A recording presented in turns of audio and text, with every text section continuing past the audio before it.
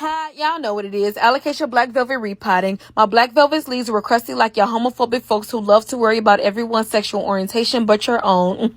I checked the roots and found she was slightly root bound. Found 2 baby bulbs to plant later. Removed dead leaves like we're blocking folks who still use religion to shun gays for who they love. Grabbed the pre-soaked terracotta pot and my soilless mixture with cocoa core, perlite, orchid bark, sphagnum moss, worm castings, and horticultural charcoal. All products are linked in my Amazon shop. Water with mosquito bits tea. Sprayed her leaves with neem oil, and my girl is looking luxurious because she's not forcing unsolicited opinions on marginalized people. Clean and reuse 2-inch nursery pots to pot the bulbs in the same mixture. Put the bulbs into the mixture root part down. Slightly covered them, leaving the tip sticking out, and water generously. Added hydrated sphagnum moss to a tray. Place the pots on top and put them in a Ziploc bag with small holes to create a humidity dome. Put them on my windowsill to get bright and direct sunlight. And 2 weeks later of being inclusive and minding their business, they already sprouted new roots. Happy Pride Month and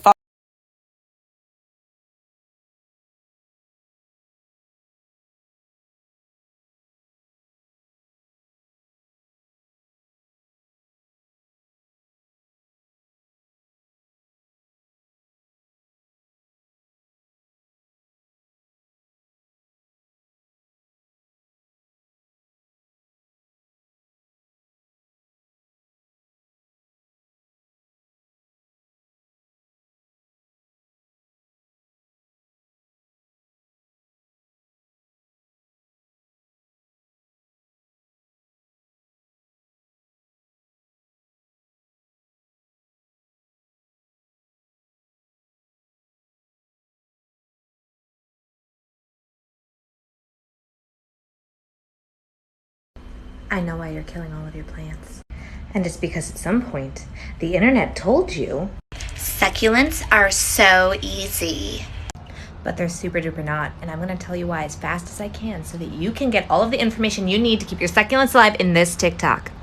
This is called ateliation or whatever the fuck it's called. It means that they're stretching out because they're not getting enough light and they're reaching for the light, and they're supposed to be all nice and compact like little rosettes. And then when they're not getting like 6 hours of direct sunlight, they get really mad. But then other plants need to be introduced slowly to sunlight, very slowly, because otherwise they're going to start to burn and crisp up. And actually, some of them don't want direct sunlight at all, but no one tells you which is which.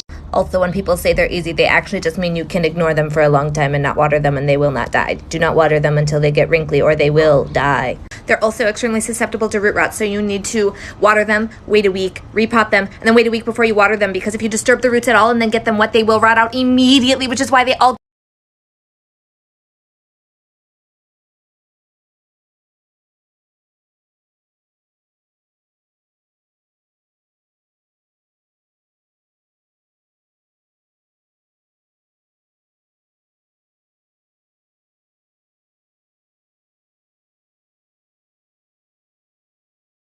I work with houseplants for a living, and I'm gonna tell you the very first plant you should buy if you're a new plant parent. Drum roll, please. It's got a super easy name. It's the snake plant. You can get them in lots of different sizes. You don't need to mist them. You hardly ever have to water them. In fact, it's better to neglect them. Here's the coolest part.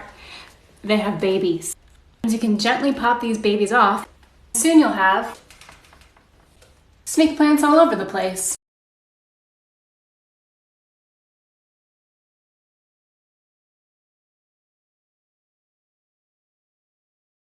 So this is a prickly pear cactus pad, and it happens to be Tang's absolute favorite food, but it's kind of hard to buy. They don't sell it at Publix or anything. So we started our very own garden of it from some clippings we got from a neighbor, and it already got growth after just a couple weeks.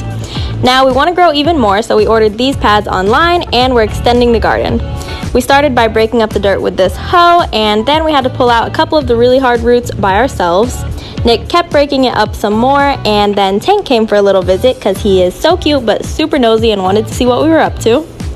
Then we poured on some new cactus soil into the area. Then we started planting the cactus pads. It was really easy. We just stuck them straight into the ground and then patted the soil around them to keep them in place. This one's my favorite. It's shaped like a little claw. Nick put these ones in a cute little circle together, and this is what it looks like. Now the last step was just to water the garden, and we just have to wait and see if they grow, so stay tuned for updates.